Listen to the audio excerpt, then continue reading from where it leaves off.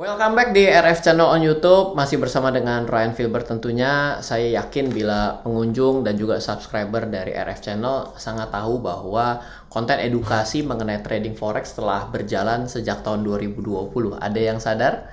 Ya, tentunya bersama saya dan disupport penuh oleh Okta Investama Berjangka. Sebelum kita belajar forex lagi di tahun 2023, tidak mantap, tidak pas rasanya kalau kita tidak berbicara lesson learn apa di tahun 2022 yang dapat kita ambil. Setuju? Nah, di akhir September tahun 2022 yang lalu terjadi sebuah hal yang menghebohkan karena halaman website daripada Okta Investama Berjangka mengumumkan berhenti beroperasi. Begitu juga di sosial media dan grup di Telegram.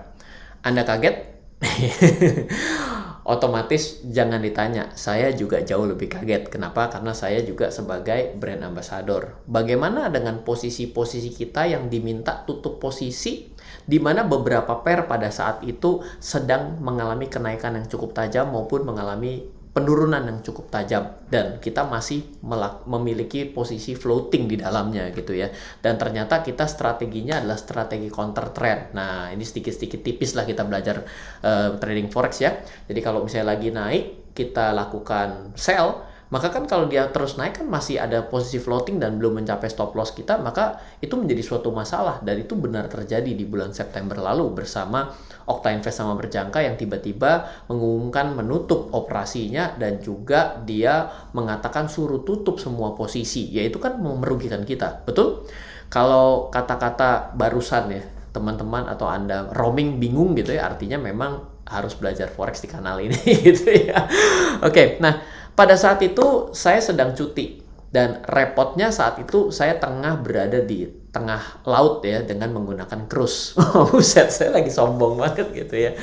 Sebenarnya bukan itu poinnya, tapi saya jadi ribet berkomunikasi dan meminta klarifikasi kepada Okta Investama juga melalui tim saya yang standby ada di Jakarta pada saat itu untuk menghubungi Okta. Nah, cuma memang saya yakin yang menyerbu Okta Investama pada saat itu bukan tim saya saja, tapi juga semua orang dan termasuk saya.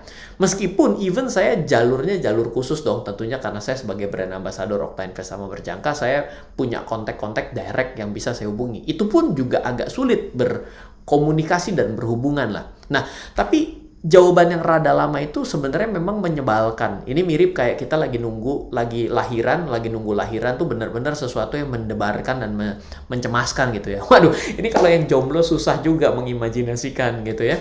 Oke. Akhirnya diketahui bahwa ada aksi peretasan yang menyebabkan sistem Okta pada saat itu mengalami down.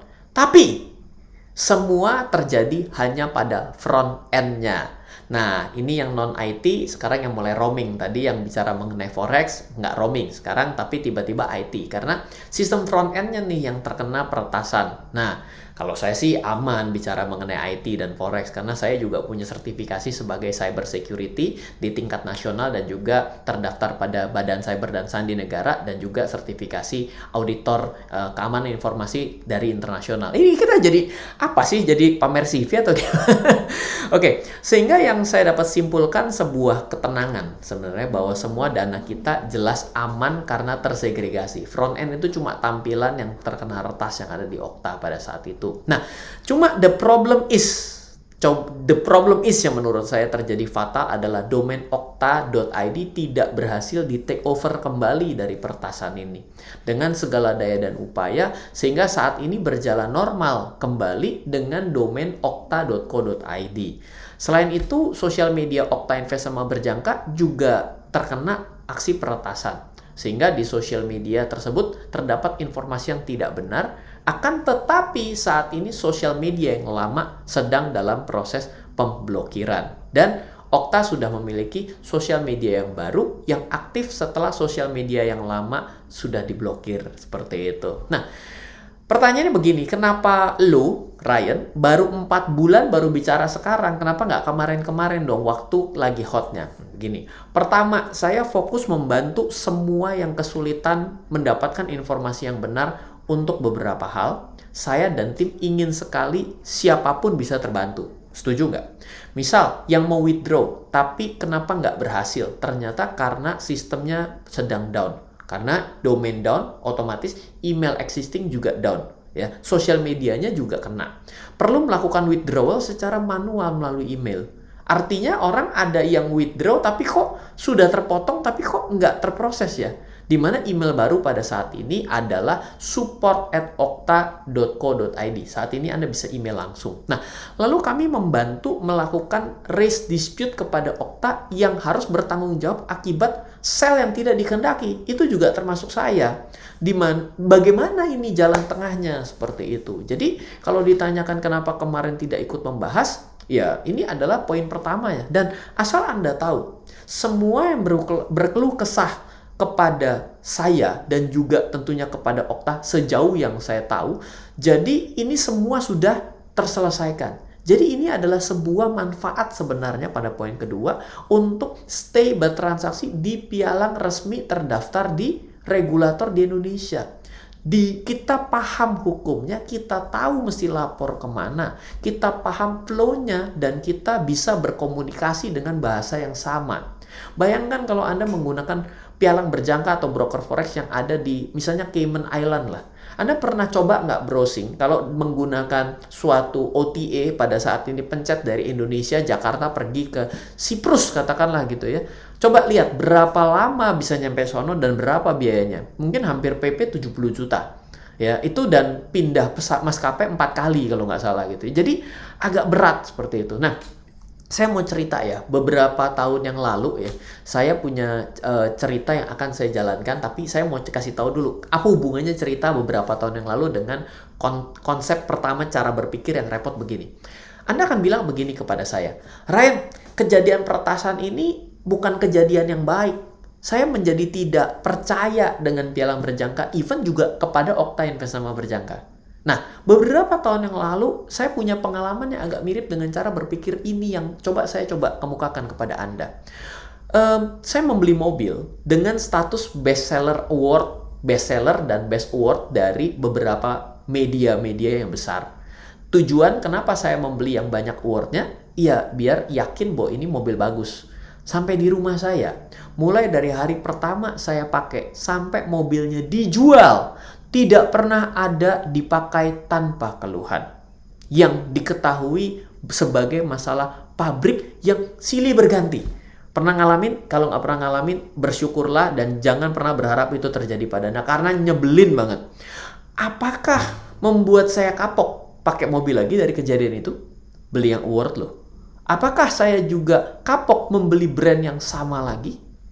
Nah, atau saya tanya dulu, itu brand yang sama itu pabriknya sama nggak dengan yang saya pernah beli sebelumnya? Karena saya jadi menjustifikasi pabriknya yang rongsok, bener nggak?